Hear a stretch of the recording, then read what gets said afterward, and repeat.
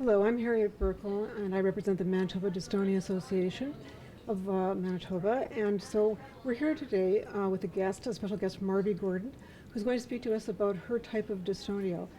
Good afternoon, Marvie. How are you? I am doing well, thanks, Harry. So what type of dystonia do you have, Marvie? Could you tell us a little bit about it? Okay.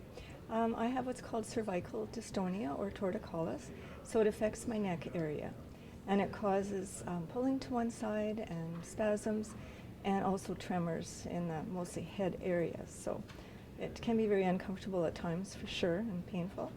How long have you had this disease? Yeah, I was diagnosed with this about, it's over 20 years ago now, and it continues to this day, and so I still have it at this point. Can we talk about a little bit about the initial diagnosis? Was it right off the bat the doctor saw you and they immediately identified it as dystonia, or did it take several different specialists to see you? Actually, I was quite fortunate. As soon as I noticed having these symptoms, I went to see our family doctor, and he recognized right away what the symptoms were. So he referred me to a neurologist, and that neurologist then referred me to a specialist in this field, in movement disorder. So I really was very fortunate because it only took me about, I think, 6 months for a diagnosis. And I know many people take months and years even to be diagnosed. So I feel very fortunate for that. Right. So can you ask you a question about the types of treatment that have been effective for you? Okay. Well, initially I tried medication, and that really didn't work at all. The side effects were just too overwhelming. So then I tried Botox injections, and to start with, they were quite effective. They probably brought about improvement, probably 60 to 70% in the movement. But after a period of time, they became less effective, and I think that's what many people find, that after a while they aren't working as well as they did to start with. So I also tried another drug that came out later called Xeomin. Unfortunately for me, that really didn't seem to do anything at all. So at this point, I'm not actually doing anything for the condition. So how long have you gone for what kind of length of period without any kind of treatment? It's probably been a couple of years now that I really haven't been taking anything. I do have some medications that help with sedation if I want, to kind of just be more relaxed, but unfortunately what that does, it causes me to want to go to sleep, so Right. I can't be doing that all the time. And do you have relief when you sleep? I do. It's amazing with this condition that it totally stops when you're asleep, so there's no movement whatsoever. So that's one of the sort of puzzling things about dystonia, why that would be. And also when I'm really focused on something else, it certainly improves. But when I'm more focused on the actual disorder, on the movement, then it will tend to get worse. So I find the same true with my dystonia.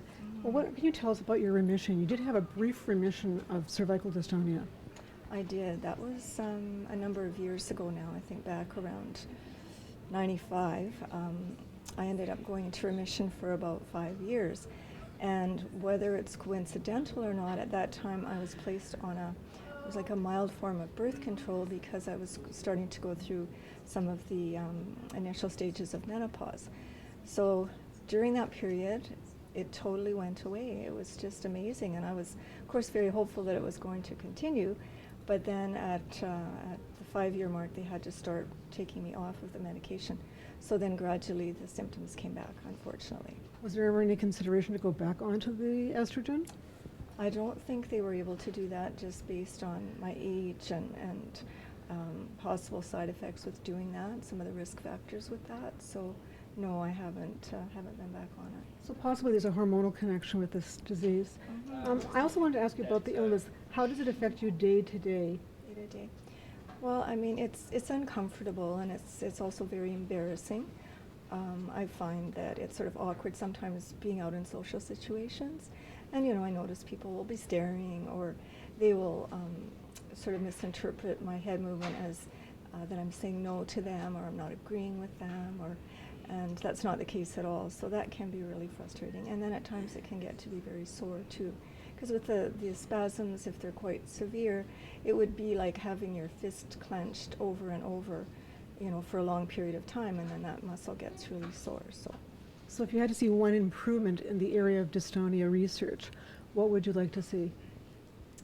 Boy, I think just if they could find a treatment that would help relieve some of these symptoms. I know that they're not able to find a cure right now, or they haven't found, but I'm very hopeful that there will be, or at least they'll find a more effective treatment in the not too distant future, we're hoping.